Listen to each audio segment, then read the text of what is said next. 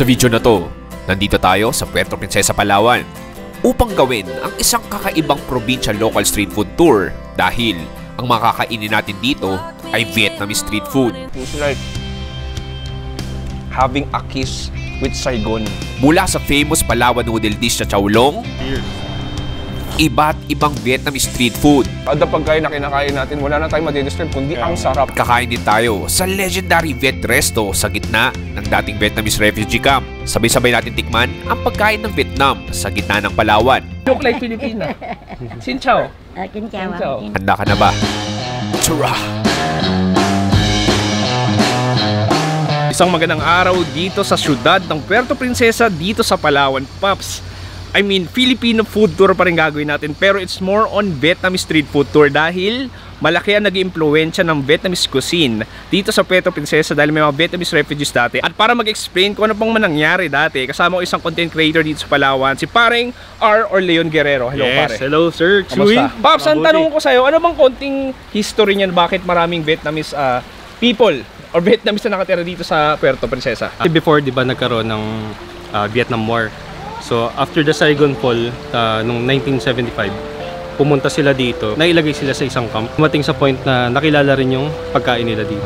Ang Palawan, isang island province under Mimaropa. At sa Puerto Princesa City, along the airport on the island of Palawan, was also known as the Philippines' last frontier. May estimate na over 500,000 Vietnamese refugees from 1979 hanggang late 1993 ang nanirahan dito. Kaya naman, malaki din ang naging impluwensya ng Vietnam dito sa probinsyang ito at magiging evident yan sa kanilang lokal na pagkain. So basically, Pops, parang shinare na rin nila yung mga recipe nila sa Vietnam. Actually, minapuntahan ako dati sa Bataan. Ganun din yung nangyari.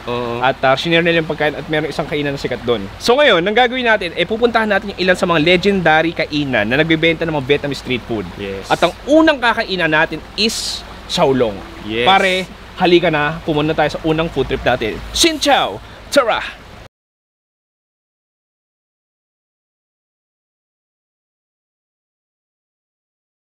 Alam mo, Pops, ang lupit lang din kasi galing ko ng Vietnam like 2 months ago at nakita ko talaga paano ginagawa yung pho, anong lasa ng pho. And it's nice na pumunta ng Puerto Princesa para ma-compare ko ano yung pagkain na pinamana ng Vietnamese. May kwento kayo, sabi mo yung tricycle driver. Paano ba? Umorder, tapos... parang ganito, umorder siya ng chow long. Chow long. Kaso nga lang, yung Vietnamese na nagbebenta before, is ang binenta is yung pho. Tapos sabi ng Vietnamese doon na same lang. Chow long din yan. Chow long. Tapos yun na. Parang siguro, kinalat na ng tricycle driver. Chow long. Biglang nagtayuan na ng iba't ibang chow longan dito. Ang nakakatawa lang dito, yung chow long sa Vietnam, lugaw. Yung chow long dito is pho. So para siyang chismis. Kumbaga hindi siya na-spread ng maayos. Nandito tayo, guys, sa Bonas. Isa sa mga matatagal ng chow longan din dito. Pops, nakakain na ako dito nung way back early 2020. It's nice to be back para kumain at humigop ng masarap na chow long. Pare, kumain na tayo ng unang chow long natin. Go! Tara! Dito tayo, chow long. Kasi Palawan.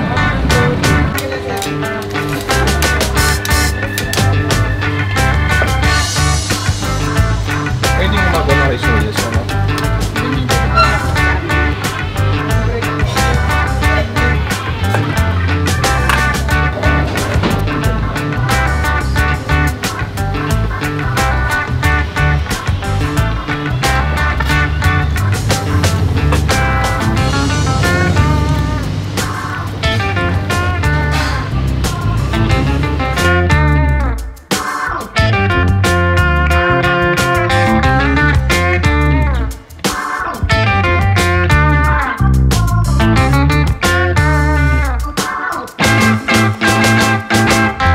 So ito yung buto-buto. With beef to soup naman siya. SBS. Yes, o yun yung acronym niya. Yes. Alam mo, Pops, no, pansin ko, compared sa normal pho, mas mapula to. As in, sobrang red niya. Para siyang binuusan ng Crayola na pula.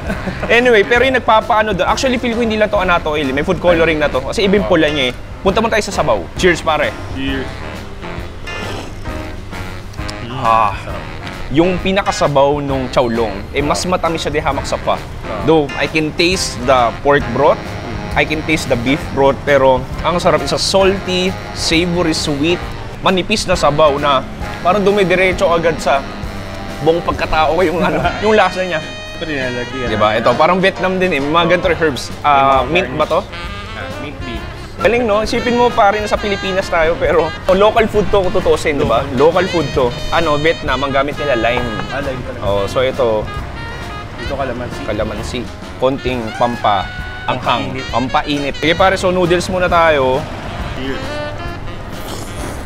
Kung papapikitin mo ako ngayon, feel ko na sa Saigon ako. Ang sarap. Soft noodles na yung mint nagpapadagdag ng extra bango. And then yung sabaw talaga. Parang yun talaga yung factor eh. No? Kapag masarap yung sabaw, parang masarap na yung buong experience. Pare, ikaw ba, bilang isang batang Palawenyo, ano ba to? Tuwing kailan nyo kinakain to? Nung bata pa kasi ako, dito ako may dinadala ng parents. Oo. Lumaki ako, medyo, siyempre, gumigimik or what. Pagka tapos namin inom, dito ako. So parang hangover food siya, pwede rin siya. So iba, depende sa'yo. Pwedeng almusal, pwedeng tanghali, pwedeng dinner, pwedeng pang hangover. Yes. Kumbaga, chowlong is life dito sa Palawan. Kahit anong oras, pwede mong kainin. Eh, Paps, dito ako na-intriga. Gusto kong tikman tong boto-boto nila. Parang kumakain ka ng nilagang baboy. Pero, it's not the most tender pork na matitikman mo. Yeah, there's history, there's tracks kung ano yung nangyari dati at hanggang ngayon, nare-represent pa rin yun dito sa Palawan. Para siyang banh mi. Banh mi talaga siya. O, banh mi version siya, pero French bread tawag nyo. Yes. Nakita ko yung pinaka-sauce niya, mayonnaise, and then meron din siya nung parang beef stock na sauce. Yung tinapay natin is fluffy, crispy, and then, I mean, not generous amount ng chicken slices, pero pwede na rin.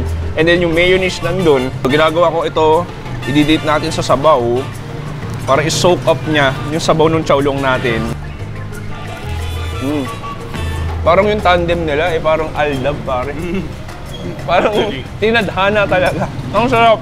Hindi kompleto pagka walang French bread. Pinakamaganda dyan, dito mo lang sa Palawan niya matitikman. Yes.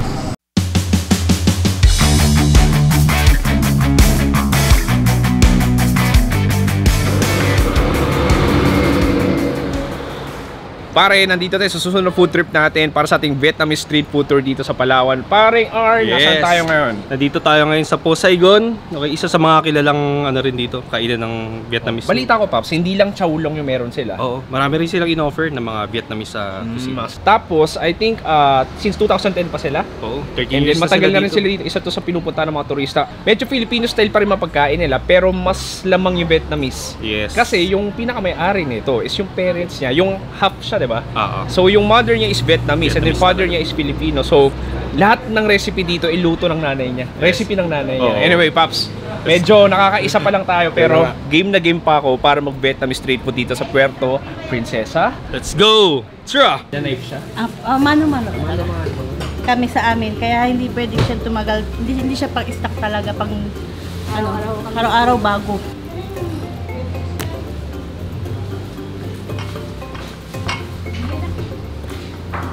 So, magiging ganyan siya.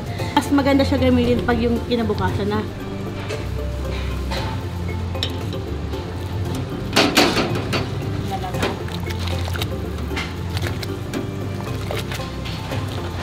I-ano natin sa sabaw ulit. Kasi medyo, pag malambot, hindi kami ma-slice ng ganito. Naduduro. Kaya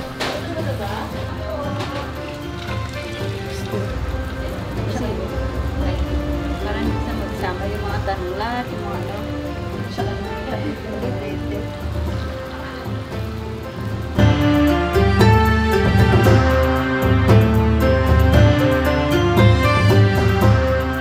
Feel ko parang binalik ako sa Vietnam.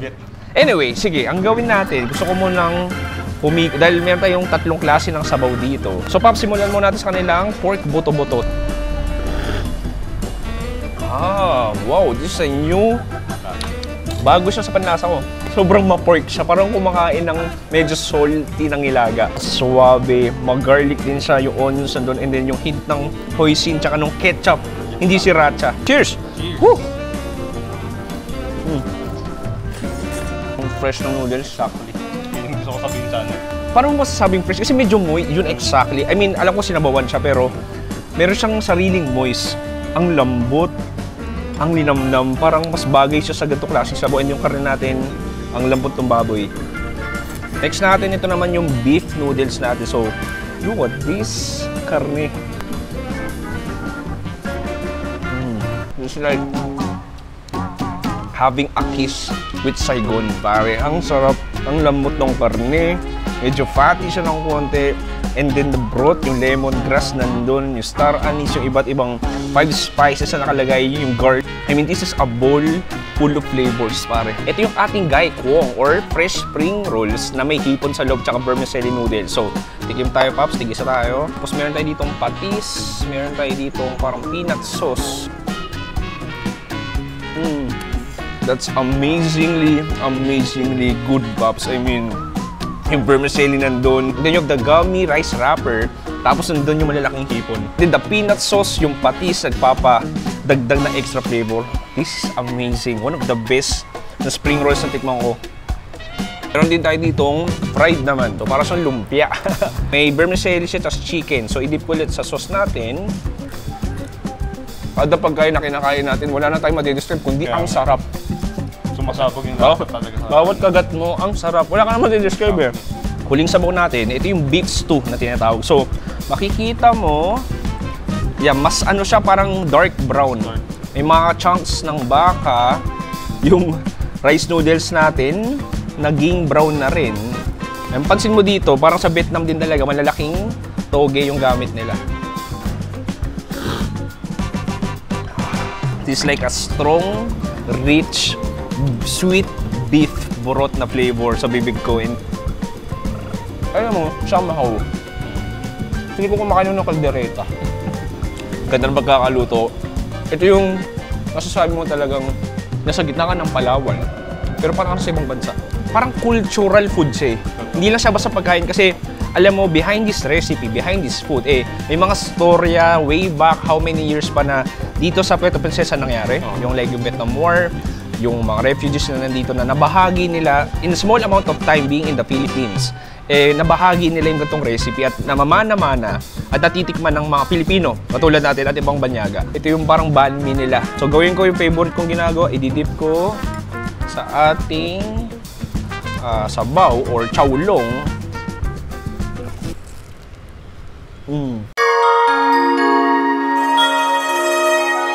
Ayun, Pops, so nandito kami sa area kung saan yung huling kainan natin. At meron ditong parang maliit na Vietnamese village. Pops, ano bang konting kwento dito? Ano lang, share ko lang. Ito kasing area na to, sir. Dati siyang Vietnamese refugee camp. Dito yun. Ito mismo yun? Dito mismo yun. Okay. Tapos, since umalis na yung mga ibang Vietnamese dito, parang yung iba. Nandito pa rin nakatira? Dito pa rin. So actually, Pops, makikita mo dito, merong mga like, few houses lang, siguro lapang 10.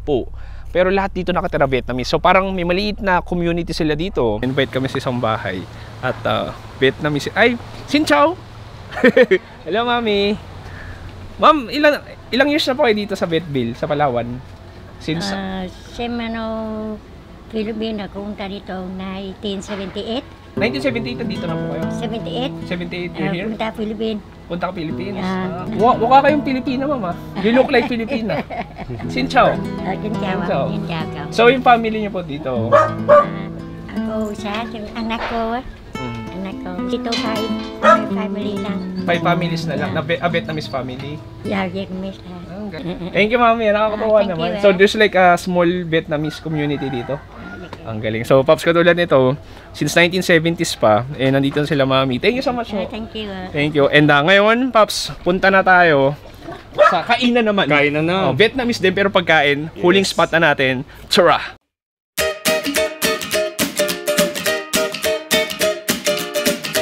Okay, huling kainan natin for today. Dito tayo sa isang legendary, Pops, legendary na to. Legendary Vietnamese restaurant sa gitna ng Puerto Princesa, Vietbil. This is awesome, Pops. Meron tayo dito, ito yung authentic chowlong. As in, ito yung chowlong sa Vietnam. Lugaw talaga siya.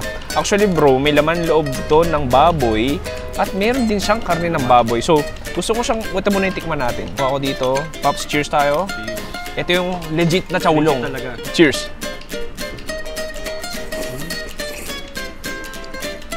Sabi ko yung chowlong, ito yung lugaw na babango.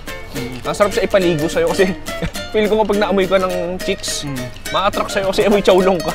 Alam ba I mean, para sa may mint, no? Lugaw na ma-mint siya.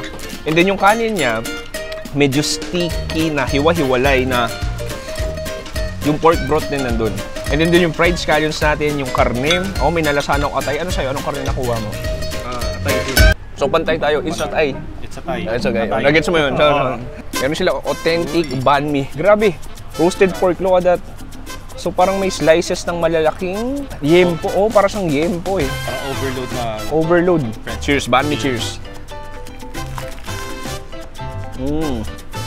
Unang dadapo sa'yo dun yung parang pickled na labanos. And yung karne natin, lambot.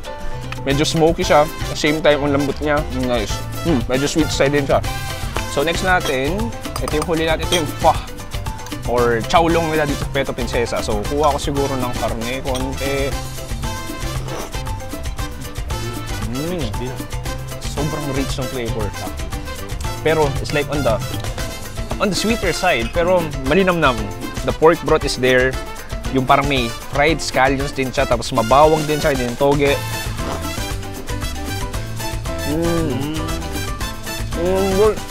Pag na-nail mo yung sabaw na yun, kahit siguro medyas ilagay mo, isasarap. kung masarap yung sabaw niya. Pero itong lambot, this is nice. And then also the ambience of Vietnam is parang siyang probinsya sa Vietnam. So bukod sa pagkain, yung overall feels ng kainan parang Vietnam talaga. Food series is made possible by Essential Chicken. Ang Essential Chicken ay isa sa pinakamalaking poultry producer sa Visayas. Mahanap po mga quality products sila sa wet market sa supermarket sa Visayas at Mindanao, tulad ng Cebu, Iloilo at Zamboanga. For more info, you can check their Facebook page. Dahil sa Essential Chicken, ramdam mong alaga mo pagmahal.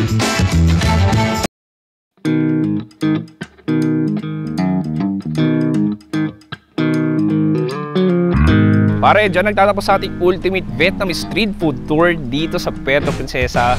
Pare, maraming salamat. Salamat. Sobrang nabusog ako doon at dami ko natutunan. Parang isa tong historical episode. So katulad na sabi mo kanina, dahil ang daming tracks like footprints galing sa mga Vietnamese dati, hanggang ngayon pa rin, nararamdaman pa rin presence sila dito sa Puerto Princesa. And it's nice to see them here, na they love Philippines, and ang sarap na pagkain nila. Paring Pops, baka may gusto kayo promote? Yun lang, sa mga kababayan ko dyan, taga-Puerto, siyempre, like and share, and siyempre, subscribe kayo sa YouTube. And siyempre, sa akin, I have one small business dito sa St. Pares. Madali business na dyan. And kita-kits. Saan located? Sa San Manuel, Purok Sarabitan, Puerto Princesa City. Ayan, Pops, may parisan tong masarap. Puntahan ninyo. Paring maraming salamat. Thank you. Pare, maraming salamat sa panonood. Si Pops Chewy kasama si dito sa Palawan. Nagsabi, stay safe, good night, and goodbye. Bang! Okay, kain pa tayo Vietnamese food. Tara. Ang mga restaurant o karinderya na nagbebenta. Nagbebenta. Yung pala, ultimate Vietnamese street food tour pala to sa akala ko chowlong lang. Yung pala, ultimate Vietnamese.